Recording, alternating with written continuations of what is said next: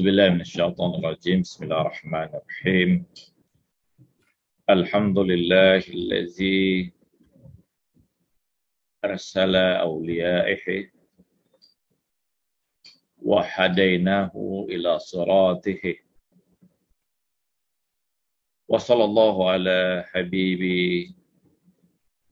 إله العالمين سمي بالسماء بالأحمد وفي الأرض بمحمد اللهم صل على محمد وآل محمد وعلى أهل البيت الطيبين الطاهرين وأصحابه الميامين المنتجبين.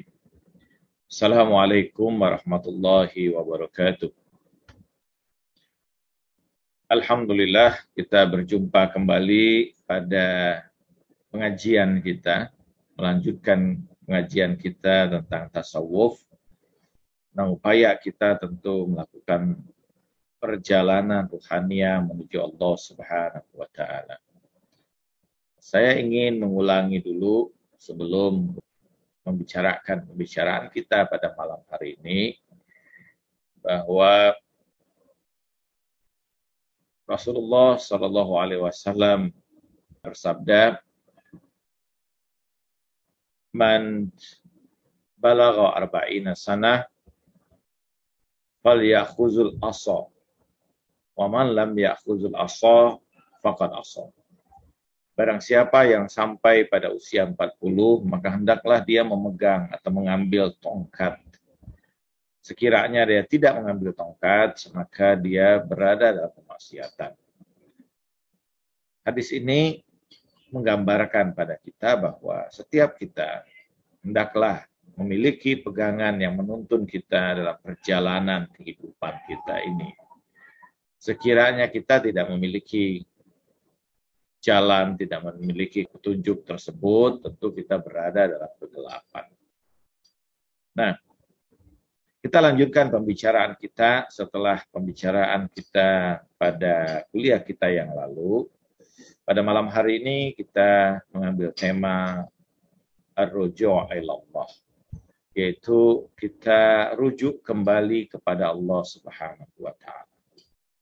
Kata rujuk memberikan makna, yaitu kita kembali setelah kita memiliki perselisihan, ta'ah ba'dal mukhalafah, ketundukan kembali, at-taslim ba'dal mukhalafah, atau al-islah ba'dal mukhalafah, yaitu kita taat kembali setelah kita melakukan penentangan, atau kita perbaiki setelah kita sebelumnya melakukan beragam kekeliruan atau kerusakan, atau kita kembali, tunduk kembali pada jalan yang telah Allah Subhanahu wa Ta'ala berikan pada kita setelah sebelumnya kita berjalan di jalan yang tidak sesuai dengan keinginan Allah Subhanahu wa Ta'ala.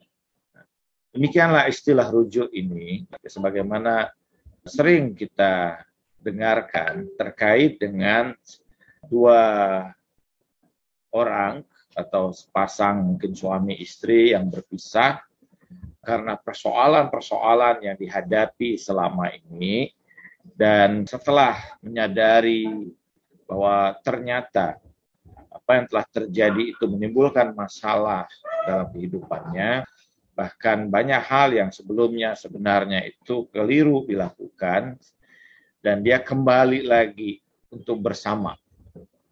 Ini istilah yang umum digunakan adalah istilah rujuk. Rujuk kepada Allah Subhanahu wa Ta'ala ini adalah kita kembali menuju Allah Subhanahu wa Ta'ala. Ada dua istilah yang sebenarnya terkait dengan rujuk ini, yang dikemukakan umumnya oleh para arif, ya, dan juga ulama akhlak, memberikan pemanaan atau memberikan penjelasan istilah yang digunakan terkait dengan istilah rujuk ini, yaitu istilah at-taubah wal inabah. Pertama, bahwa manusia atau kita semua memiliki fitrah. Fitrah kita yang paling dalam adalah kita mengikuti atau tunduk pada Allah Subhanahu wa taala. Jadi Allah Subhanahu wa taala menurunkan fitrah pada setiap manusia agar manusia itu mengenali Allah Subhanahu wa taala. Agar manusia itu terhubung dirinya dengan Allah Subhanahu wa taala. Sekiranya dalam kehidupan ini dia berusaha untuk menolak itu, maka dia mencederai hakikat fitrahnya sendiri. Dan orang yang mencederai hakikat fitrahnya itu akan mengalami gangguan kejiwaan padanya, akan mengalami gangguan pada diri ruhaninya. Mungkin kita bisa menyebut akan terjadi personality complex pada dirinya, akan terjadi gangguan guncangan kejiwaan ketika seorang itu mencederai fitrah yang ada pada dirinya. Manusia tidak bisa lari dari fitrah ini. Manusia harus berusaha mengasah kembali fitrahnya tersebut untuk fitrahnya itu muncul dan menuntun kembali dirinya. Terutama tentu saja dalam perjalanan dirinya untuk kembali kepada Allah Subhanahu wa taala.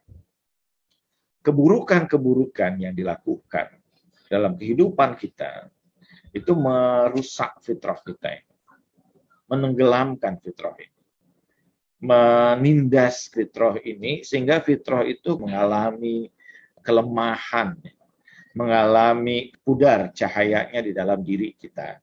Sehingga seseorang itu dengan sendirinya akan mengalami persoalan pada dirinya. Dia mengalami personality kompleks. Karena itu di dalam kitab Qalbus Salim, Alamah Ad-Dasghib berkata begini, kulun nasir humul marad, ya. Seluruh manusia itu mereka itu sakit, ya. Ilal arifun, kecuali orang arif, orang yang punya kesadaran, orang yang seperti yang sudah kita sampaikan pada pembicaraan kita yang lalu, yang hatinya mengalami keterjagaan dari beragam kekeliruan yang dia tempuh selama ini. Upaya menghidupkan fitrah kita kembali adalah kita dengan tidak bisa tidak kecuali kita rujuk kembali kepada Allah Subhanahu wa taala. Pertama, rujuk ini dalam makna taubat. Apa taubat itu?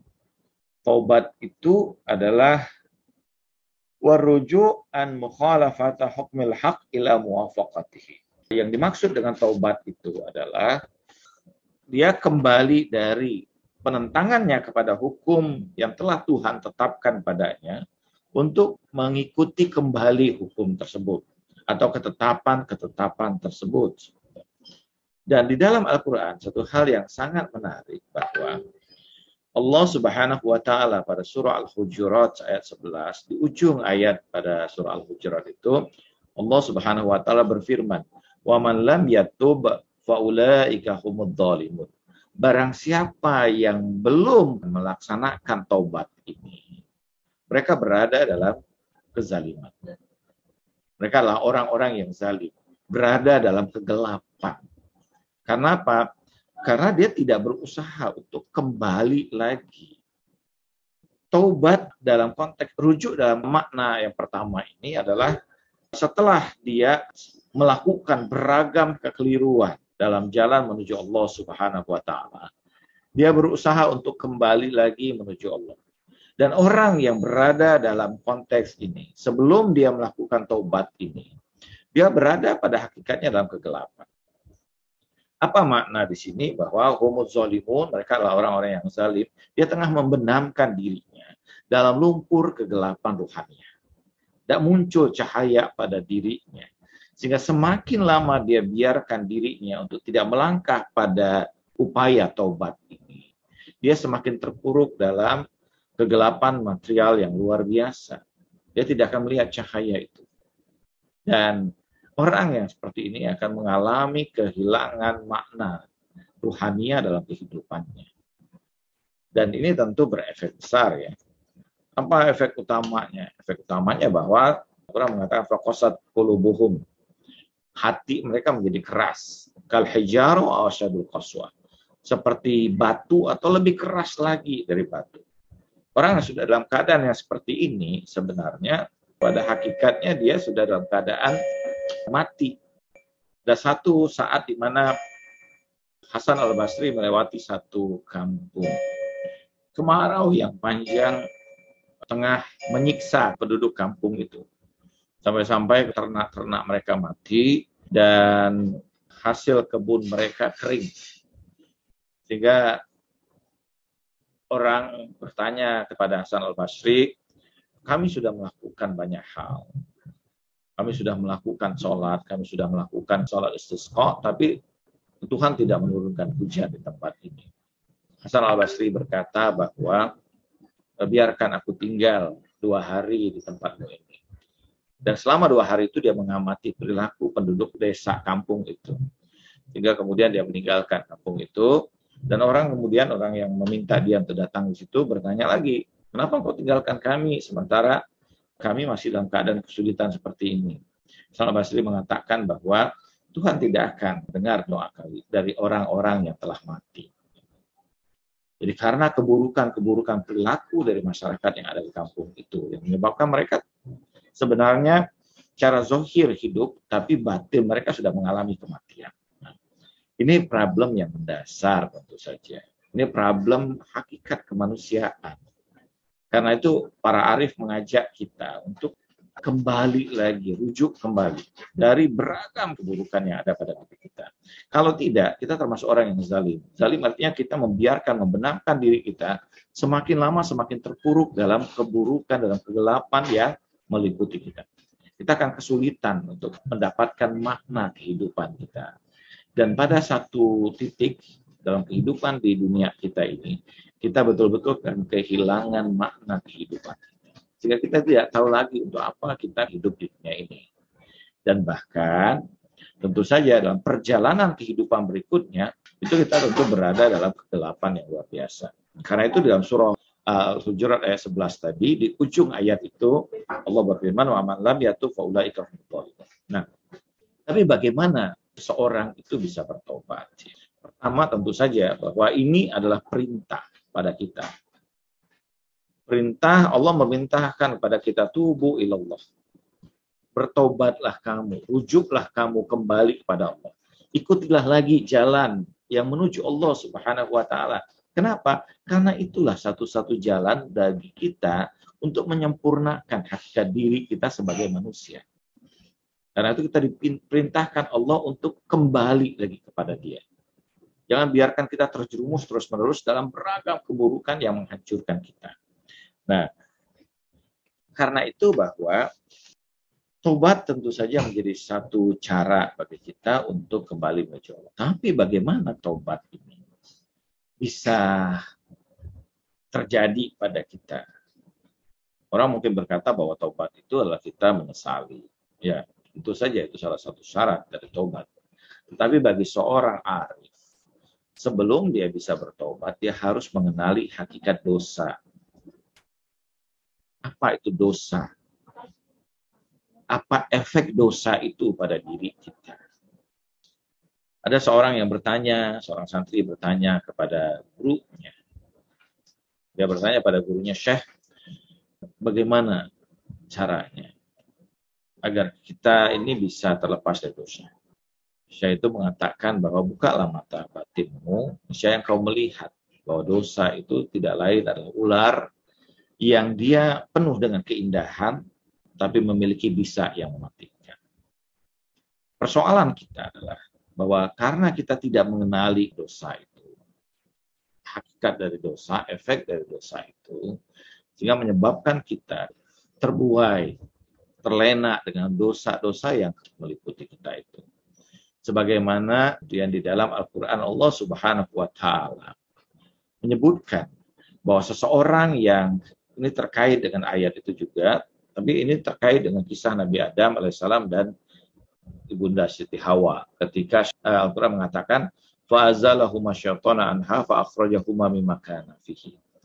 Maka syaitan itu menggelincirkan keduanya dan melepaskan keduanya dari hakikat mereka. Hakikat apa? Hakikat mereka berada dalam cahaya ilahi. Mereka meluncur pada kegelapan. Ini disebut dengan kejatuhan eksistensial. Jadi ini bukan sekedar kisah di mana kemudian Nabi Adam itu jatuh dari langit, tapi bagaimana eksistensi manusia dari hakikat kemanusiaan yang begitu agungnya. Karena kemudian diliputi oleh keburukan syaitoniyah ini, dia terjebak pada jatuh pada hakikat yang rendah, hakikat yang menghancurkan dirinya. Ini adalah kejatuhan yang disebut oleh para arif sebagai kejatuhan eksistensial. Para filosof menyebutnya ini sebagai kejatuhan eksistensial. Nah, karena itu bahwa kesadaran yang mendasar bahwa dosa itu akan menghancurkan kita. Dosa akan merusak kita, menjauhkan kita dari perjalanan kita. Jadi ketika seseorang menyadari hakikat daripada dosa dan bahwa itu sama sekali tidak memiliki nilai kebaikan.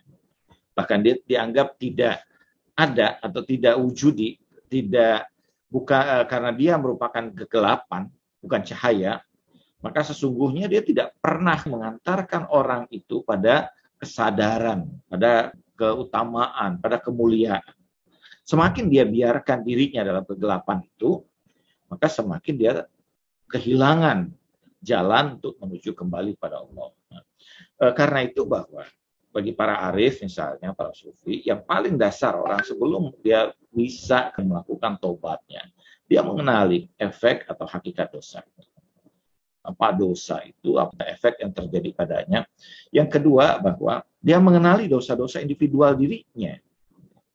Setiap manusia atau setiap kita yang lemah ini tentu terlepas seperti bagaimana para nabi atau para maksumin yang tentu mereka karena kemuliaan hakikat diri mereka kemudian terlepas dari keburukan-keburukan. Sementara diri kita ini yang karena kelemahan kita terus dalam ikatan keburukan ini. Mengenali secara individual atas beragam keburukan kita. Ini menjadi sesuatu yang penting. Jadi ketika kita sudah mengenali, memiliki makrifat akan dosa, kita memiliki makrifat dosa-dosa yang ada pada diri kita, bahwa setiap dosa itu akan menghancurkan kita, maka muncul di situ kesadaran bahwa betapa jeleknya diri kita, betapa buruknya kita. Baru kemudian dalam konteks ini misalnya Abdullah Ansari dalam kitabnya kemudian Manazilus Sa'irin menyatakan baru seseorang itu mampu untuk melangkah menuju tobat. Tanpa itu dia tidak mungkin. Selama ini kan kita bertobat itu karena takut nasib kita yang akan datang itu mengalami keburukan atau mengalami ancaman. Padahal bahwa tobat itu adalah rujuk ba'da mukhalafah. Yaitu setelah kita kembali, setelah penentangan kita terhadap ketetapan ilahi yang pada diri kita ini. Nah, kesadaran inilah yang seharusnya baru orang bisa melangkah pada tobat. Tentu ada syarat-syaratnya. Di antara syaratnya barulah muncul an-nadamah, yaitu penyesalan. Jadi penyesalan bukan karena kita takut terhadap ancaman yang jauh nanti di depan, tapi bahwa penyesalan akan hakikat dosa itu menghancurkan diri kita. An-nadamah. Yang kedua bahwa syarat daripada taubat itu al-i'tidar. I'tidar itu adalah kita meminta kepada Allah Subhanahu wa taala untuk menerima kita kembali. Kenapa? Karena kekeliruan ada pada diri kita, bukan pada Allah Subhanahu wa taala. Kita i'tidar itu artinya kita memohon kepada Allah Subhanahu wa taala agar pintu tobat kita itu dibuka. Kita diterima kembali untuk kembali menuju Allah Subhanahu wa taala. Kemudian yang ketiga adalah al-iqla atau at-tark, meninggalkan kemudian. Artinya berusaha kita untuk meninggalkan keburukan-keburukan itu dan menggantikan dengan beragam kebaikan. Ini pada tingkat syarat dari taubat. Tetapi bahwa hakikat dari taubat itu ada 3 lagi. Apa? Yang pertama adalah ta'zimul jinayah. Apa yang dimaksud dengan ta'zimul jinayah itu? Kita tidak pernah menyepelekan dosa yang pernah kita lakukan. Bahkan dalam hadis Nabi bahwa Nabi mengatakan A'dhamudz dzunub tasghiruz dzunub. Dosa yang paling besar itu adalah kita menyepelekan dosa yang kita lakukan. Menganggap kecil keburukan yang kita kerjakan. Jadi ini ta'zimul jinayah itu adalah hakikat dari taubat yang kita lakukan. Yang kedua bahwa ittihamut taubat. Bahwa jangan-jangan Tuhan tidak lagi membuka pintunya bagi kita. Sehingga kita khawatir di situ.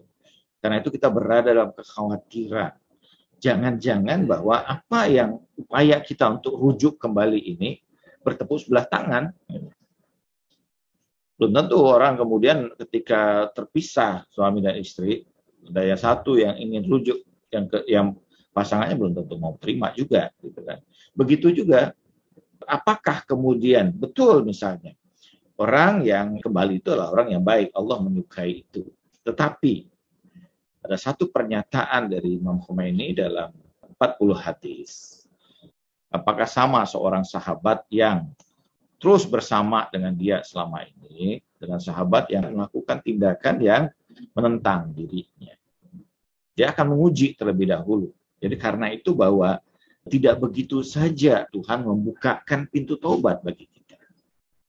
Orang harus mengetuk pintu taubat itu dengan ketukan yang luar biasa. Ini yang disebut dengan ittihamut taubat. Hakikat dari taubat juga adalah i'tidar, talabul a'daril khaliqah. Bahwa dia menuntut atau memohon dengan sangat luar biasa bahwa Tuhan mengabulkan kemudian permohonan maafnya ini. Nah, ini adalah hakikat dari taubat. Jadi selain dari syarat taubat, ada hakikat taubat. Nah, setelah ini bagian daripada rujuk, tentu ada tingkatannya. Bahwa yang pertama, tingkatan yang paling dasar adalah tentu dengan maksiat yang bertentangan dengan ketetapan syariat. Tapi yang kedua bahwa kelalaian-kelalaian hati kita atau kelalaian-kelalaian kita dalam memenuhi hak Allah, baik secara zahiran wa batinan, secara zahir maupun secara batin, ini juga persoalan. Karena itu, bahwa kenapa kita perlu melaksanakan, misalnya para ulama tasawuf menganjurkan kita, bahkan Al-Ma'sumin menganjurkan kita juga untuk mengqadha lagi sholat-sholat kita. Kenapa?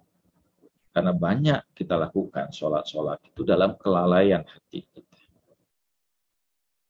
Zahir kita sholat, tetapi batin kita tidak melaksanakan hal yang sama. Dan ini satu keburukan. Karena itu bahwa taubat dalam makna seorang sufi bukan hanya dalam konteks penyesalan atas dosa secara syar'i, tetapi juga bahwa dia juga menyesali kemudian keburukan batinnya. Kelalaian batinnya, ghiflahnya. Kelalaian dia selama ini terhadap Allah Subhanahu wa taala. Kelalaian dari upaya dia untuk menuju Allah Subhanahu wa taala. Kenapa munculnya kemudian keburukan atau dosa? Karena pada hakikatnya kelalaian hati manusia terhadap Allah Subhanahu wa taala. Ini yang menyebabkan keburukan itu terjadi. Nah, karena itu pada tingkatan ini, pada tingkatan yang kedua, bahwa taubat bukan hanya pada konteks zahir ya, pada keburukan zahiriyah, tapi taubat dalam konteks kemudian keburukan razailul al-batini, yaitu kejelekan-kejelekan batin kita ini. Dan ini lebih berbahaya. Kejelekan batin bahkan ini bisa sangat berbahaya. Kenapa?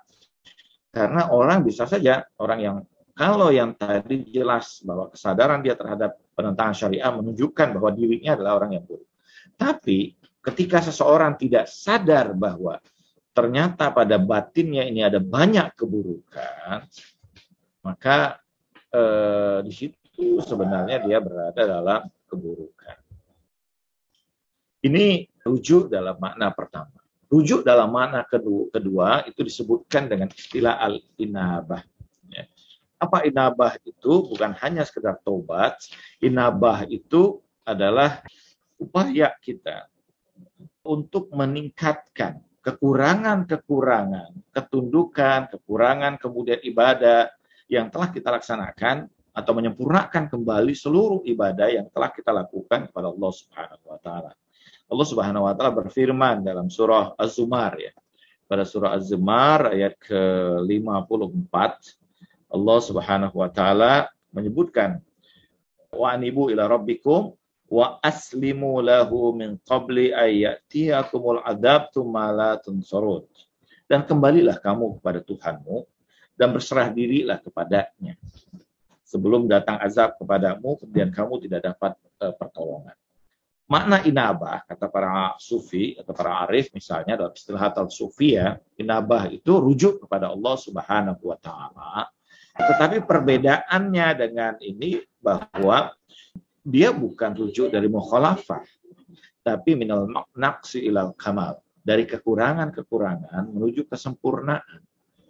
Sekiranya kita sudah melaksanakan tobat ini dalam seluruh proses kita sudah melaksanakan tobat, menyadari betapa diri kita ini adalah hamba yang jelek, hamba yang buruk, maka kita berusaha, ada banyak kekurangan-kekurangan dalam ibadah yang kita lakukan selama ini.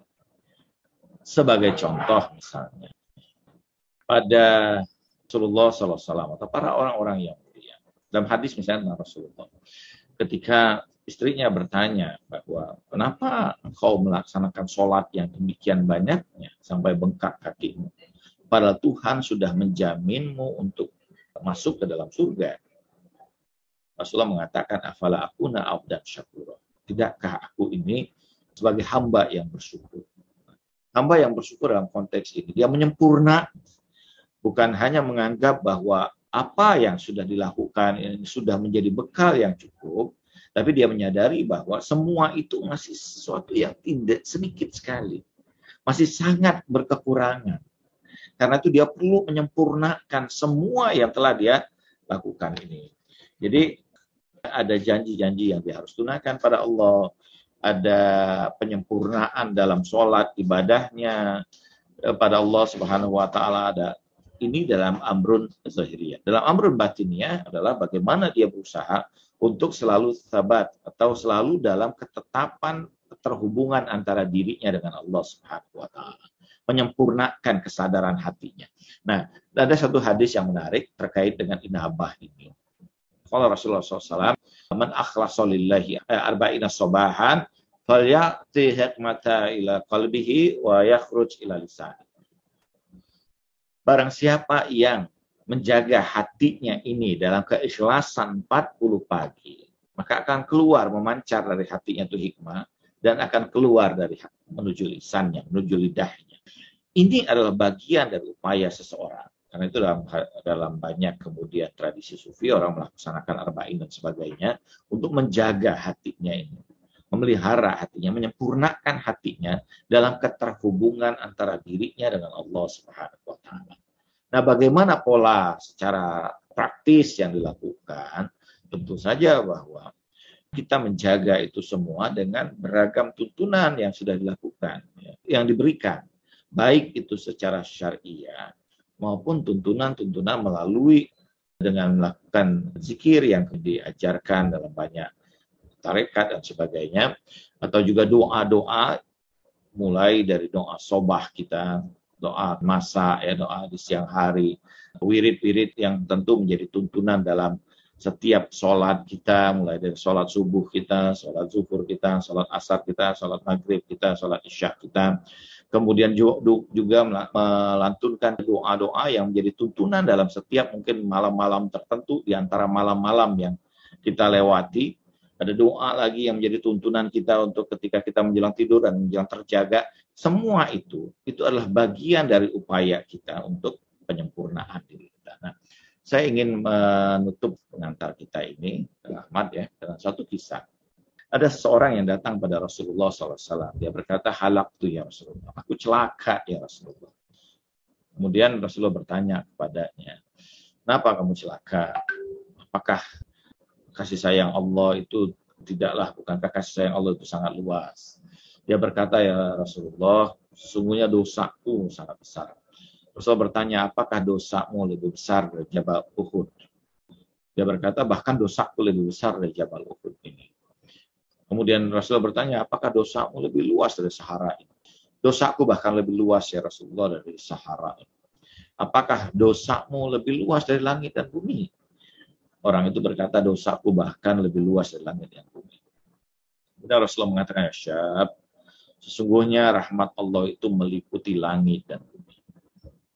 Tapi beritakanlah, dosa apa yang telah kau lakukan? Pemuda itu berkata, ya Rasulullah, pekerjaanku adalah menggali kuburan. Dan aku selama ini melakukan keburukan. Setiap kali ada jenazah yang aku kuburkan, di malam hari aku gali lagi kuburnya. Aku lucuti kafannya, dan aku jual kembali di pasar. Sampai satu saat siang hari itu aku menguburkan seorang gadis dari Quraisy. Dan di malam harinya seperti biasa, aku menggali lagi kubur itu untuk melucuti kemudian kain kafannya. Dan begitu aku lucuti kain kafannya, syaitan membisikkan keburukan kepada, sehingga menodai jenazah anak gadis itu. Tapi ketika aku keluar dari kubur itu, tiba-tiba aku mendengar suara, celakalah engkau. Engkau telah menodai diriku dari kesucianku. Engkau telah membiarkan aku dalam keadaan janabah sampai yaumil qiyamah. Sungguh di hadapan Allah, aku akan mengutuk dan menuntut agar Allah menghukummu di azab yang paling pedih. Celaka ya Rasulullah. Sehingga Rasulullah mengatakan, halakta, engkau celaka. Kemudian pemuda itu berlari, meninggalkan kota Madinah. Beberapa waktu dari situ, datanglah Jibril kepada Rasulullah. Jibril berkata, Innallaha yuqri'ukas salam ya Rasulullah. Sesungguhnya Allah mengucapkan salam kepadamu ya Rasulullah. Jemputlah pemuda itu. Karena dia di antara kekasih Allah. Rasulullah mengatakan bagaimana pemuda ini yang melakukan keburukan. Sementara dia didudukkan sebagai kekasih Allah. Allah menerima taubatnya. Karena sesungguhnya Allah mencintai orang-orang yang bertaubat dan mensucikan diri. Innallaha yuhibbut tawwabina wa yuhibbut mutatahhirin. Dan Rasulullah kemudian mendatangi pemuda itu yang dia temukan di antara sebuah lembah di pinggiran kota Madinah. Dia mengikat kakinya dan melungkupkan wajahnya di pasir Sahara yang panas itu, sambil terus memohon ampunan Tuhan atas dosa-dosa yang dilakukannya. Dan karena upaya yang luar biasa dari pemuda itu untuk menyesali keburukan dirinya yang begitu luar biasa, Allah mencurahinya rahmat dan membuka pintu taubat baginya, dan Allah menerima taubatnya, bahkan mendudukkan dia di antara golongan orang-orang yang terpuji. Nah, kita dalam konteks ini seorang arif untuk membuka proses ruhaniah kita, maka satu upaya yang harus kita lakukan adalah rujuk ila Allah. Dalam makna baik yang pertama, kita kembali setelah penentangan kita terhadap Allah Subhanahu wa taala. Yang kedua adalah menyempurnakan seluruh tindakan kebaikan yang mungkin pernah kita lakukan. Yang pertama disebut dengan taubat, yang kedua disebut dengan inabah. Wassallallahu ala sayyidina Muhammad wa tahirin walhamdulillahi rabbil alamin. Alhamdulillahirrahmanirrahim. Guru kita sudah menyampaikan begitu padat. Saya akan coba bacakan dulu pertanyaan dari Ali Hadi. Beliau adalah ikhwan dari Sampit, Kalimantan Tengah. Luar biasa. Bagaimana caranya kita melakukan istiqomah dalam berbuat baik dan menjalankan semua akhlak ahlul bait dan maksumin? Ada nasihat dari Imam Ja'far as-Shadiq alaihissalam. Ma'rifatun alal amal, saji'uka ilal amal. Pengenalanmu terhadap perbuatan baik itu akan mendorongmu untuk melakukan kebaikan itu. Baik itu kita mengenali bahwa itu memberikan tentu saja kebaikan yang banyak, dan banyak kita melihat orang-orang kebanyakan melakukan kebaikan itu karena di balik kebaikan itu ada janji-janji, misalnya melalui hadis-hadis dan sebagainya. Tetapi bahwa kalau kita mengenali lebih jauh lagi bahwa setiap kebaikan yang dilakukan itu akan menyempurnakan diri kita, memberikan keterbukaan pada diri kita. Bahkan itu akan membawa ruhaniah kita menjadi lebih luar biasa.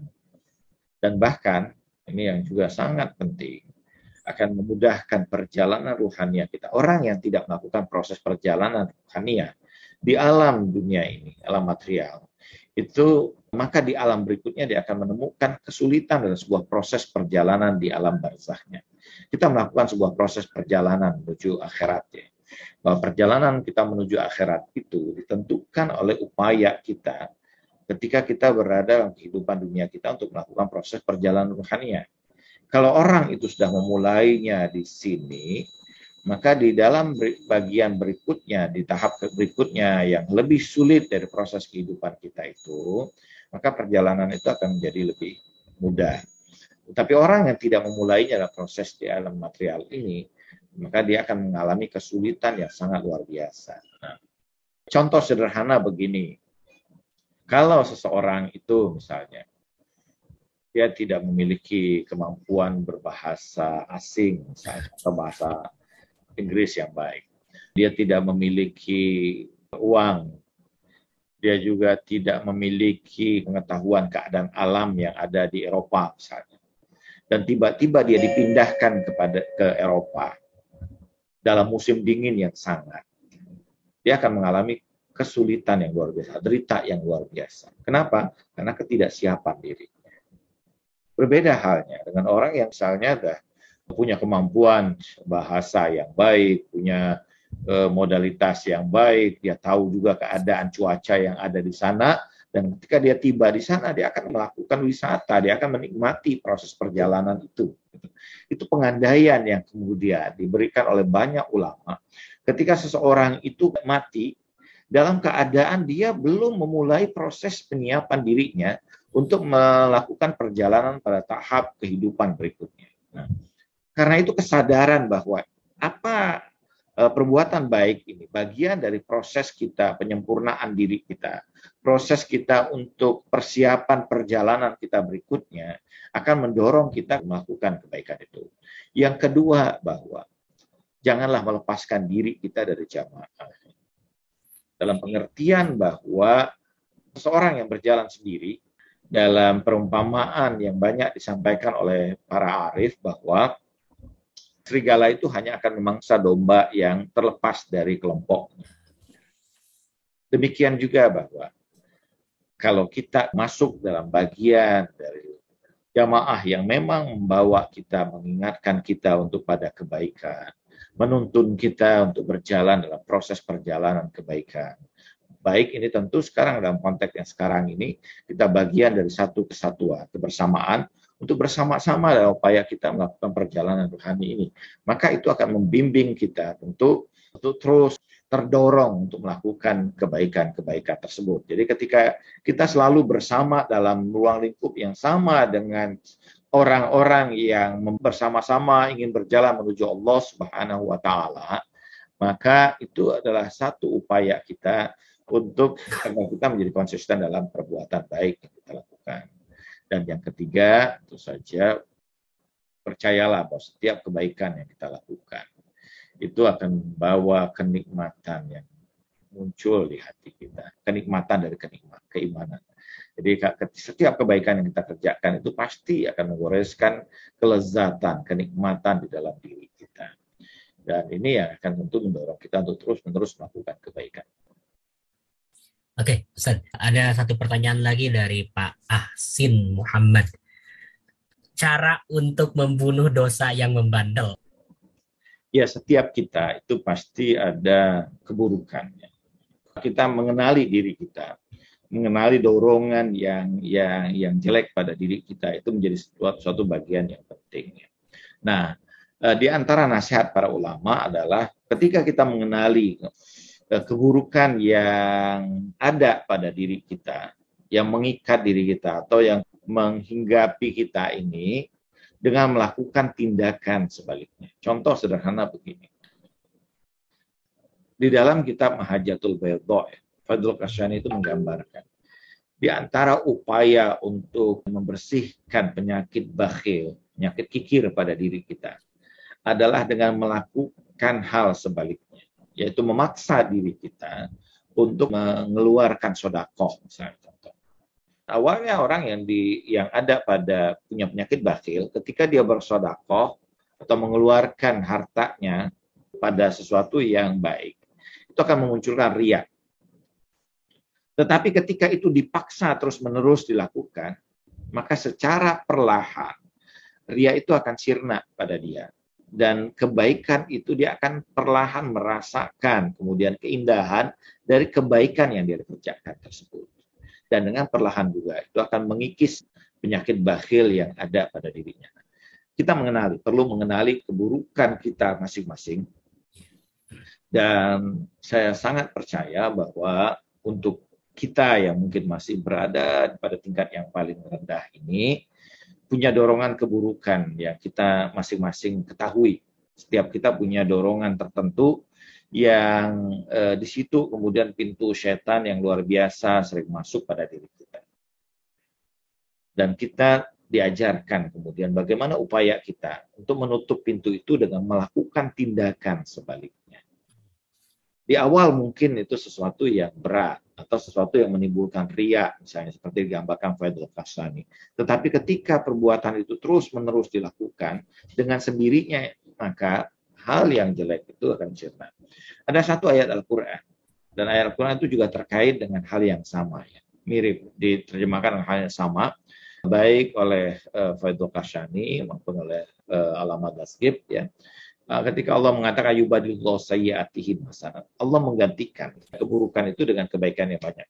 Artinya ketika seseorang itu tahu sadar tentang keburukan itu, dia menutupi dengan kebaikan yang lebih banyak atas keburukan itu, maka secara perlahan Tuhan akan membantunya untuk kemudian menghilangkan, melepaskan penyakit itu dari dirinya. Jadi upaya kita untuk memaksa diri kita melakukan kebaikan yang sebaliknya dari kemudian atau menutupi keburukan itu dengan kebaikan yang lebih banyak, maka niscaya kebaikan yang lebih banyak itu akan menghilangkan, seperti katanya air yang memadamkan api yang membakar.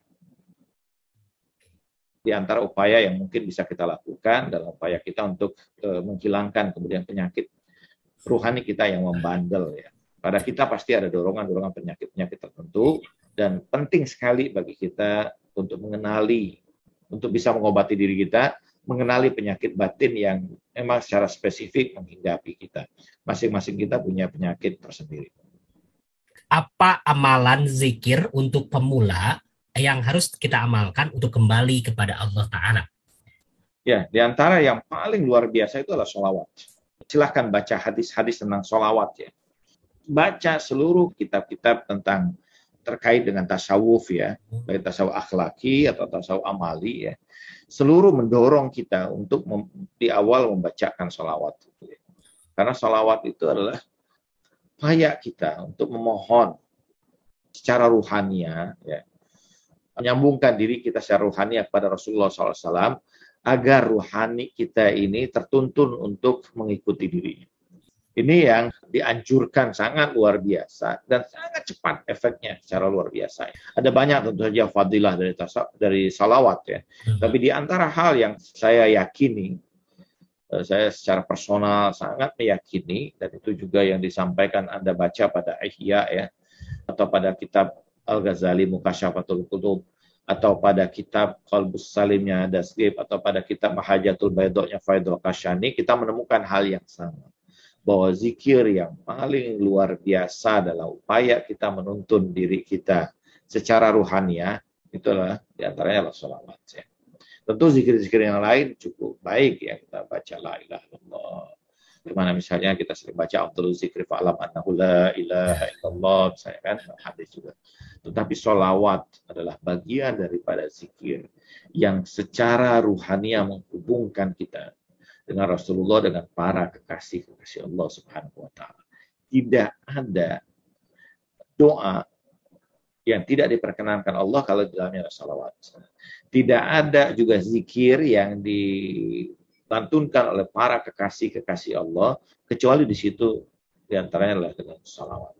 Kita silahkan pada seluruh tarekat yang ada. Pada tarekat Maulawiyah misalnya, dalam Whirling Darwish itu mereka melakukan di antara hal yang mereka ucapkan itu adalah salawat kepada Rasulullah SAW dan keluarganya.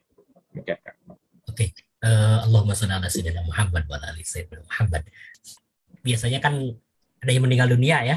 Ya. Di masyarakat kita bilangnya adalah inna lillahi wa inna ilaihi rajiun. Kalau Ustadz memaknai inna lillahi rajiun itu dalam konteks sufistik seperti apa? Ya, pertama begini bahwa ya semua manusia akan jelas secara eksistensial. Kita semua ini kan sedang berjalan menuju Allah Subhanahu wa taala. Tidak ada apapun itu kecuali seluruh sedang menuju Allah Subhanahu wa taala. Kita bisa baca misalnya pada surah Al-Insyiqaq ya, ayat ke-6. Allah mengatakan ya ayyuhal insan innaka kadihun ila rabbika kadhan famulaqih. Wahai manusia, sesungguhnya kalian itu sangat menginginkan kepada Tuhan kalian untuk mengalami perjumpaan dengannya. Bahkan bukan cuma manusia ya, seluruh bagian alam semesta ini itu bergerak dalam gerakan yang disebut oleh para arif sebagai harokatul hobbiyah, gerakan cinta yang tertarik untuk menuju Allah Subhanahu wa taala. Kenapa? Karena Allah adalah zat yang maha sempurna. Zat yang maha indah. Zat yang seluruh kesempurnaan dari seluruh makhluk ini, puncak kesempurnaan itu ada pada Allah Subhanahu wa taala. Jadi tentu saja bahwa segala yang tidak sempurna ini akan berjalan menuju kesempurnaan yang tidak lain adalah puncak kesempurnaan itu adalah Allah Subhanahu wa taala. Jadi seluruh apapun itu sedang berjalan kembali kepada Allah Subhanahu wa taala. Kita berasal darinya. Kenapa? Karena dia yang sempurna. Dia yang sempurna, dengan kesempurnaannya itulah kemudian dia menciptakan segala sesuatu ini, menghasilkan segala sesuatu. Segala sesuatu ini tidak diciptakan dari ketiadaan. Segala sesuatu ini muncul dari keberadaan. Yang tidak lain adalah keberadaan dirinya. Sebagaimana Allah mengatakan bahwa kuntukan dan makhfiyan. Fa ahbabtu an a'raf fa khalaqtu khalqan likay yu'raf. Aku adalah perbendaharaan yang tersembunyi. Dan aku mencintai untuk dikenal. Sehingga ciptakanlah beragam ciptaan sehingga mereka mengenali diriku. Jadi semua ini berasal darinya dan tengah menuju kembali kepadanya. Karena itu, dalam Masnawi Ma'nawi, Jalal Rumi itu mengawali syairnya. Dan ini menarik ya, kalau kita bicara Masnawi Ma'nawi. Kalau di dalam Quran itu Allah mengawali dengan ayat yang pertama dengan perintah membaca, ya, Iqra. Rumi itu mengawali syairnya dengan perintah dengarkanlah. Bisnawi cunnai hikayat mikunat. Asjudaiho shikayat mikunat. Dengarkanlah nyanyian pilu seruling bambu yang terpisah dari rumpun asalnya. Kita adalah seruling-seruling bambu yang menyuarakan kepiluan akan kerinduan kita untuk kembali ke sumber asal kita semua. Ketika kita berbicara ayat innalillahi wa inna ilaihi raji'un, kita berasal darinya, terpisah darinya, dan sekarang kita mengalami kerinduan eksistensial untuk kembali menuju kesempurnaan bersamanya. Tadi ya, Ustaz juga sempat mengulas sedikit terkait dengan eksistensial yang terkait dengan Nabi Adam alaihissalam itu. Informasi yang sampai pada saya misalkan bahwa itu karena melakukan satu pelanggaran yang karena ada godaan dari syaitan itu.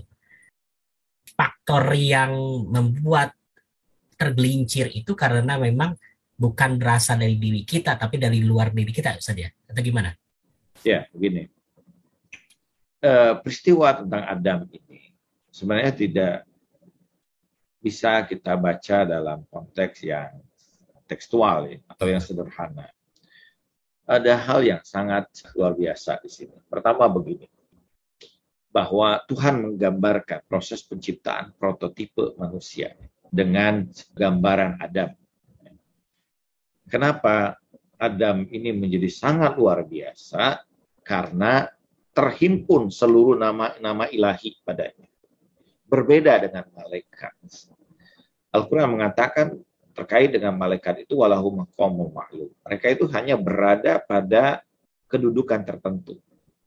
Sementara ketika berbicara Adam, Allah mengatakan wa'allama Adama kullaha.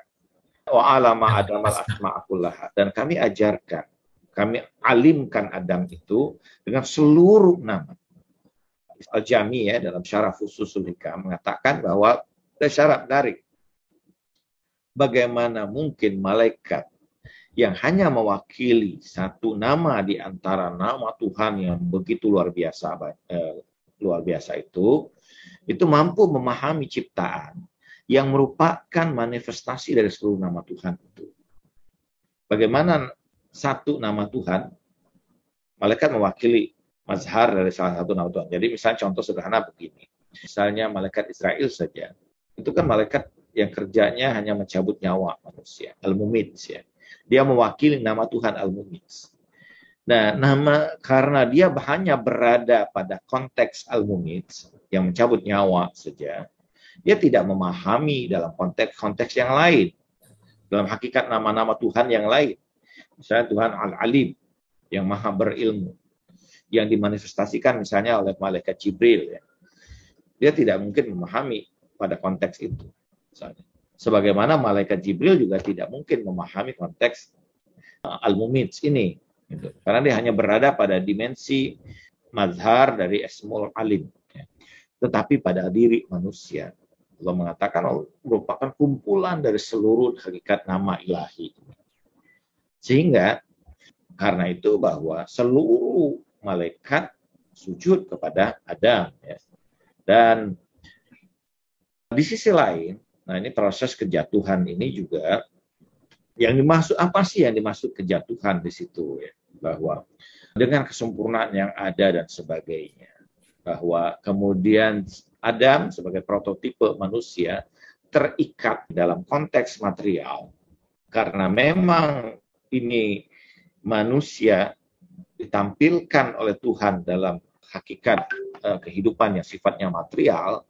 Dari tingkat kesempurnaan pada satu sisi, dia muncul pada sisi yang lain pada hakikat yang material ini. Ada dualitas yang sangat berbeda. Di satu sisi, hakikat diri manusia yang sangat luar biasa tinggi, yang Tuhan mengatakan dan tidak ada pada konteks yang lain. Ketika menciptakan batin manusia, ruhani manusia, Tuhan menisbahkan dengan dirinya. Wasawaituhu wa nafakhtu fihi min ruhi. Tapi ketika terkait dengan ini, Tuhan mengatakan dia min salatin mahin ya, dari tanah lempung yang kotor misalnya. Jadi ada dua aspek pada diri manusia. Ada aspek yang sangat luar biasa tinggi, tapi ada aspek yang paling rendah yang sifatnya material. Nah, sebagaimana pada surah At-Tin Allah mengatakan, laqad khalaqnal insana fi ahsani taqwim di satu sisi, tapi pada sisi yang lain apa? Ila asfala safilin. Ada dua sisi yang pada diri manusia.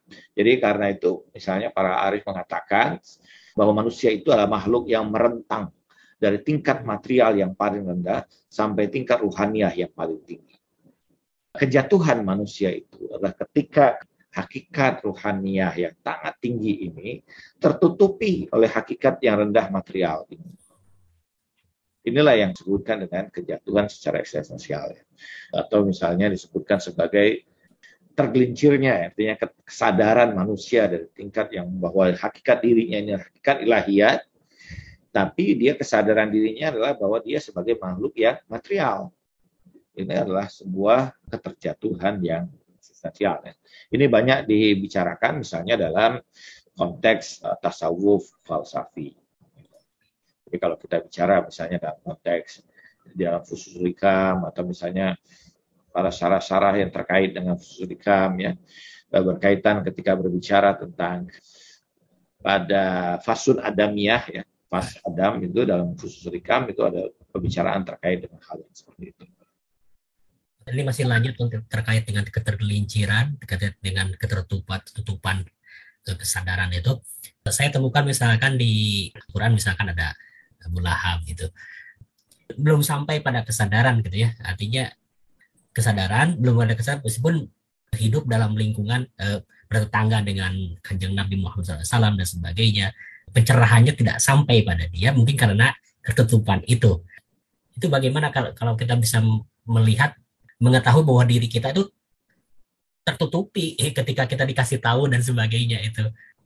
Mungkin nanti ada session tersendiri ya, kita berbicara secara spesifik tentang konteks pembicaraan tentang hati ini ya. Karena di dalam term tasawuf ini juga cukup luar biasa dalam pembicaraan hal itu ya. Ada tingkatan-tingkatan yang terjadi misalnya pada term ini. Sebelum saya menjawab pertanyaan Kak Aksa ya, ada tingkatan yang paling luar disebut dengan sadr. Di dalam sadr ini ada yang disebut dengan qalb. Di dalam qalb ini ada yang disebut dengan fuad. Di dalam fuad ini ada yang disebut dengan dhamir. Di dalam dhamir ini ada yang disebut dengan lub. Di dalam lub ini ada peringkat yang lebih dalam lagi disebut dengan lubab ya. Di dalamnya ada yang lebih dalam lagi disebut dengan sir ya. Ini adalah konteks hierarki dalam tingkatan batin diri manusia ini.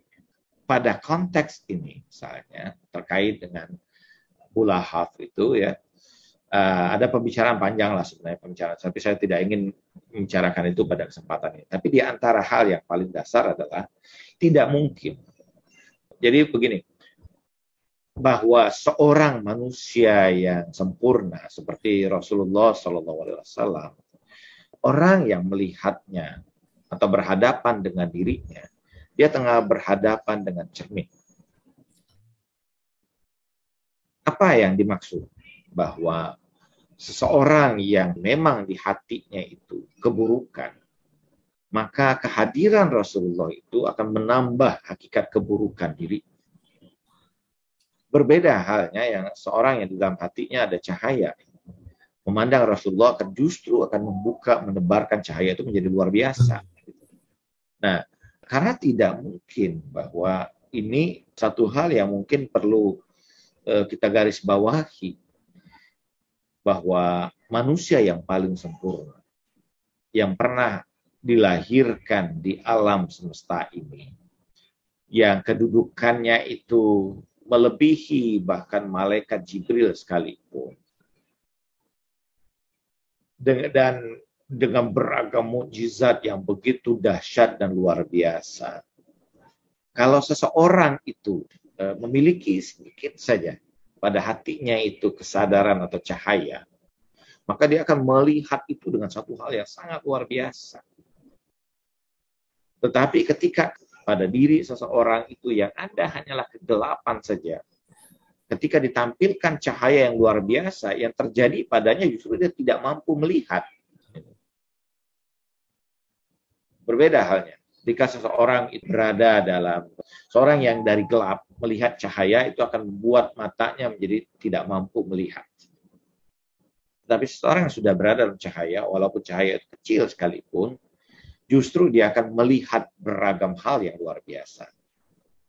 Itu pengandaian yang kadang digambarkan ya. Nah, pembicaraan terkait dengan hakikat Abu Lahab ini dalam konteks tasawuf atau irfani juga menjadi panjang ya. Masya Allah, Ustaz. Pernah baca kabarnya ada amal-amal yang hangus, terbakar karena melakukan satu perbuatan. Kita udah menimbun amal banyak, sedekah dan sebagainya, tapi kemudian ada satu perbuatan, tanda petik dosa, kemudian itu menjadi hangus. Itu bagaimana melihat hal itu, Ustaz? Begini ya, ada istilah yang digunakan oleh Al-Quran. Ya. Al-Quran mengatakan bahwa antahbata a'malakum. Istilah ini di mana orang itu menghancurkan ya, bahwa amal-amal yang telah dia lakukan. Misalnya di dalam surah Al-Hujurat ya, misalnya di antaranya bahwa wala tarfa aswatakum fawqa sautun nabi antahbata a'malakum wa antum la tashurun, kan, bahwa jangan angkat suara kamu di atas suara Nabi, maka saya itu akan menghancurkan seluruh amal-amal kamu dan kamu tidak menyadari. Jadi ini isyarat ini. Ada beberapa kali misalnya terkait dengan tahbita ini, kata tahbata atau habata ini yang menunjukkan akan sirnanya seluruh kebaikan kita. Karena keterlepasan diri kita dengan hakikat dari Rasulullah SAW. Dan ini menjadi sesuatu yang sangat mendasar ya, bahwa perjalanan rohani seseorang tidak mungkin dapat dilalui kecuali dalam keterhubungan diri dia dengan manusia yang sempurna, al-insanul kamil. Ini bukan sesuatu yang main-main ya, bahwa keterlepasan dia dari keterhubungan itu akan menghilangkan, menghanguskan seluruh, menjadi sesuatu yang hilang ya. sesuatu yang tiba-tiba sirna begitu. Ada istilah Al-Quran yang menunjukkan tentang hal tersebut, tentang hal yang seperti itu. Nah, itu sangat mungkin terjadi. Karena itulah bahwa dalam konteks ini misalnya Al-Quran menuntun kita, Tepara kemudian Arif juga menuntun kita bahwa keterhubungan kita dengan manusia yang sempurna itu menjadi satu bagian yang mutlak dalam upaya kita melakukan proses ruhaniyah kita. Orang tidak bisa kemudian begitu melepaskan dirinya dari manusia-manusia sempurna yang Tuhan turunkan pada dia, maka dirinya akan menjadi abaan mansura, ya. Seluruh tindakannya itu menjadi sesuatu yang sirna, tidak ada pegangannya. Dalam satu syair Rumi mengatakan Tuhan menurunkan para kekasihnya ke dunia bagaikan air yang membersihkan seluruh kotoran di dunia dan menguap kembali ke langit. Demikianlah para kekasih Tuhan turun di dunia ini untuk membersihkan kotoran ruhania yang ada pada hamba dan membimbing manusia itu kembali menuju dia. Tanpa keterhubungan dengan manusia-manusia sempurna itu, seluruh amal-amal kita menjadi sesuatu yang sia-sia dalam proses ruhania. Saya ingin membacakan satu hadis, dan ini menjadi hadis yang menarik dalam upaya kita untuk menuju Allah Subhanahu wa taala, untuk rujuk kembali pada Allah. Wa fil basair musnadan 'anil Hasan ibn Ibrahim Shadiq alaihi salam qala sa'altu an 'ilmul ma'alim faqala inna fil anbiya wal afsiya khamsa arwah. Ruhul badan wa ruhul quds wa ruhul quwwah wa ruhul syahwah wa ruhul iman. Wa fil mu'minina arba'a arwah. Inna ma fuqida ruhul quds, ruhul badan wa ruhul quwwah wa ruhul syahwah wa ruhul iman. Wa fil kuffari salasa arwah, ruhul badan wa ruhul quwwah wa ruhul syahwah. Thumma qala alaihi salam wa ruhul iman yulazimul jasad ma lam yartakib kabirah. Fa idza irtaqaba kabirah farqahu ruh. Wa man sakana fi ruhul quds fa innahu la yartakib kabirah abadan. Ini satu hadis yang dinukil oleh Allamah Tabatabai dalam kitab Al-Insan. Tapi sangat luar biasa dan penjelasan juga sangat panjang sebenarnya, tapi saya ingin menyingkat dengan menerjemahkannya. Bahwa dari Basair dan Musnad dari Hasan bin Ibrahim dari Imam Shadiq alaihissalam, dia bertanya bahwa tentang ilmu ma'alib. Imam Ja'far mengatakan bahwa sesungguhnya pada para nabi dan kekasih-kekasih Tuhan itu, Tuhan meletakkan 5 arwah, 5 ruh. Yang pertama ada ruhul badan, yang bertugas untuk mengelola badan diri. Yang kedua ada ruhul quds, ruh kesucian. Yang ketiga ada ruhul quwwah, yang terkait dengan daya-daya yang bekerja pada dirinya. Kemudian ada ruh syahwah, dorongan syahwat pada dirinya, ruh yang menggerakkan syahwatnya. Ada waruhul iman, ruh keimanan. Bagi orang yang beriman, orang-orang mukminin, Ja'far mengatakan bahwa padanya ada 4 arwah ini. Tidak ada ruh quds padanya, tidak ada ruh badan, ada ruh quwwah, dan ada ruh syahwat, dan ada ruh iman. Jadi ruh badan yang mengelola badannya dan seterusnya, ada ruh mengelola daya-dayanya, ada ruh yang terkait dengan syahwat, dan ada ruh yang terkait dengan iman.